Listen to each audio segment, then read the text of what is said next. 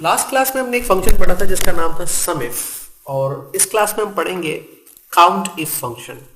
Last class में हमने ये समझा था कि फॉर एग्जांपल एक गिवन डेटा में से किस तरह से हम हर आइटम की अलग सेल्स को रिकॉर्ड कर सकते हैं और फिर किस तरह से हर मंथ की सेल्स को अलग रिकॉर्ड कर सकते हैं और फिर सेल्समैन की प्रोग्रेस को किस तरह से रिकॉर्ड कर सकते हैं। अब सवाल ये पैदा होता है कि आपने ये तो मालूम कर लिया सम इफ फंक्शन से कि एक मैंगो जो है फॉर एग्जांपल यहां पर कई बार सेल हुआ, 1 2 3 काफी बार ये सेल हुआ है।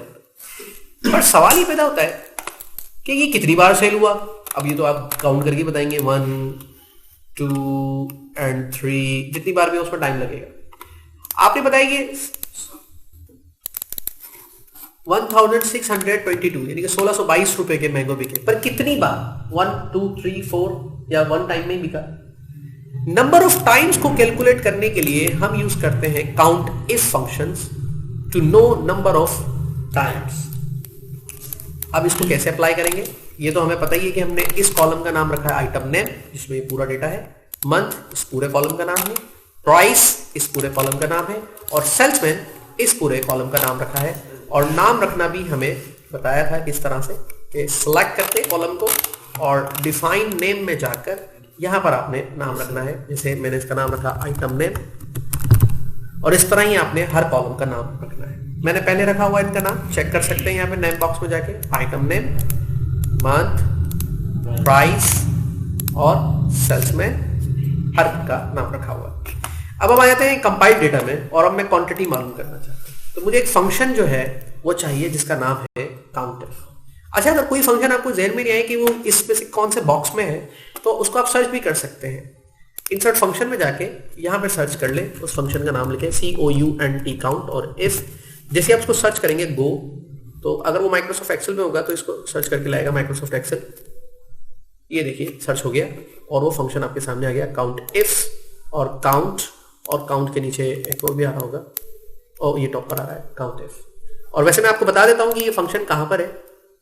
क्लिक करेंगे यहाँ पे और उसके बाद जाएंगे स्टैटिस्टिकल फंक्शंस में और यहां से ड्रैग करेंगे नीचे, तो आप पढ़ते आइए काउंट ए, काउंट ब्लैंक और काउंट इफ।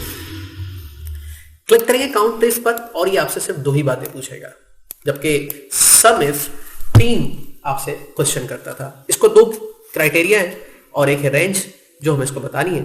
तो अगर हमें आइटम नेम का मालूम करना है तो हमारा जो क्राइटेरिया आपको पता है क्या हो जाएगा, ये पूरा कॉलम जिसका नाम हमने क्या रखा है आइटम नेम।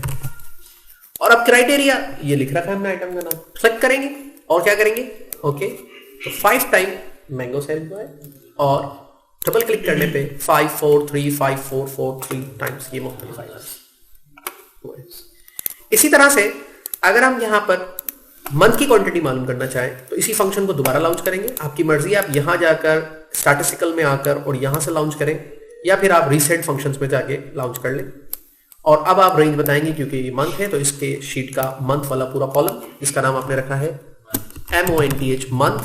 और अब क्राइटेरिया क्योंकि आपने नाम रख रखा है मंथ का, तो ये आपका क्राइटेरिया हो जाएगा जिसमें जैन लिखा हुआ ये वाला, और इसको हम ओके कर देंगे।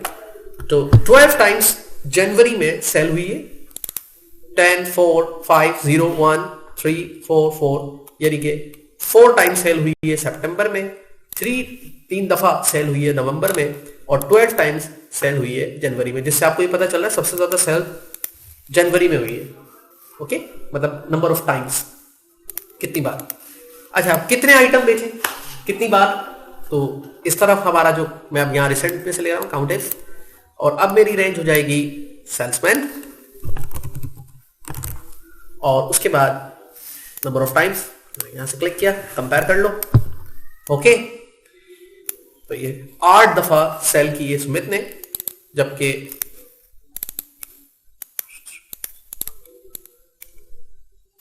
ओके ड्रैग करने पे आया क्योंकि वो नीचे मर्ज हुआ था सेल, इस वजह से वो रुक रहा था। 8 बार सेल की है स्मिथ ने, 6 टाइम सेल की है बिलाल ने और ताहिर ने 8 दफा की है, जबकि मोहसिन ने 7 दफा और उसेर ने 6 दफा किसी आइटम को सेल किया। तो देखिए अब आपने सम इफ से पहले मालूम किया था कि किस तरह से आप कितना आइटम कितनी बार सेल हुआ है, उनकी सेल्स को आपने प्लस करके लिया, जबकि काउंट इफ प्लस नहीं करता, काउंट करता है 1 2 3 4 5 करके। तो ये हमारा काउंट इफ फंक्शन भी कंप्लीट हो गया।